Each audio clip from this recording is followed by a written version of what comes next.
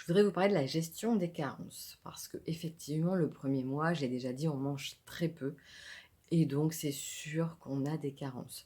Moi, j'ai eu mon quand j'ai vu que j'avais des problèmes de thyroïde, j'ai mon médecin traitant qui, m'a fait des prises de sang entre 2, donc on a tout de suite pris, eu des médicaments. Ensuite, j'ai eu, bon, le suivi avec mon chirurgien, donc c'est pour ça que je vous disais aussi dans une autre vidéo: «Faites attention à votre chirurgien, de bien le choisir». Moi, les rendez-vous post-op, c'était, 1 mois, 3 mois, 6 mois, 1 an, puis après tous les ans.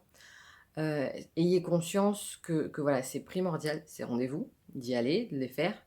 Si votre chirurgien ne les propose pas, changez de chirurgien et pour justement éviter toutes ces carences. Parce que alors moi, j'en ai en tout, hein, du calcium, du magnésium, du fer et cetera, les premiers mois.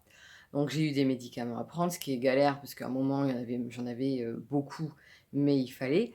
Par contre, effectivement, aujourd'hui, avec le recul, je me dis: «Il y a peut-être, aussi des possibilités vis-à-vis des jus de légumes ou légumes et fruits». Il y a peut-être des possibilités que j'aurais pu agrémenter en parallèle, même si ça doit être limité, d'en prendre un petit peu pour, peut-être limiter les carences que j'ai pu avoir. Ensuite, ce qu'il faut savoir, c'est que moi, j'ai eu longtemps des carences en protéines. Donc au début, effectivement, on a vérifié, j'étais pas affamée, je mangeais bien correctement comme il fallait. Mais on m'a dit: «Bah, voilà, s'il y a un truc à finir dans l'assiette, vaut mieux finir, tout ce qui est protéines». Très bien, bon, OK. Entre 2, on m'a donné de la poudre. J'ai refait, ma prise de sang. Bon, plus tard, j'étais encore plus bas. Alors je dis: «Mince, je prends de la poudre, je fais attention à ce que je mange». Bon, machin, on réadapte, on réadapte.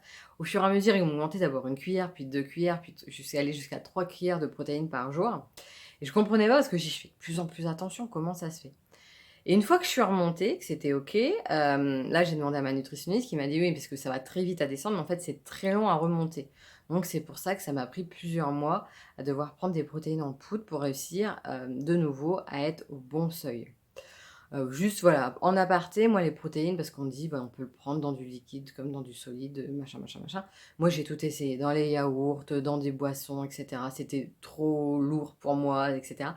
Donc j'ai fini par me faire des pancakes. Je les faisais le soir pour le manger le matin parce qu'en fait, c'est des trucs tout bêtes, mais quand ils étaient froids, j'avais pas besoin de rajouter ou de la confiture ou du sucre, je pouvais les manger nature, donc c'était mieux. Que quand c'était chaud, bah, là, je me régalais moins s'il y avait pas de confiture ou de sucre. Allez savoir pourquoi.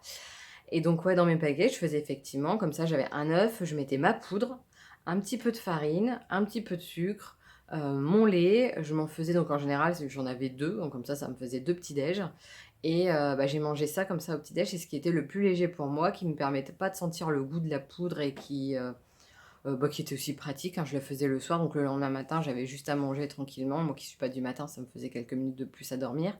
J'étais tranquille pour deux matinées en plus, donc c'était, tout bonus et c'est ce que j'ai utilisé, bah, pendant tout mon besoin en protéines.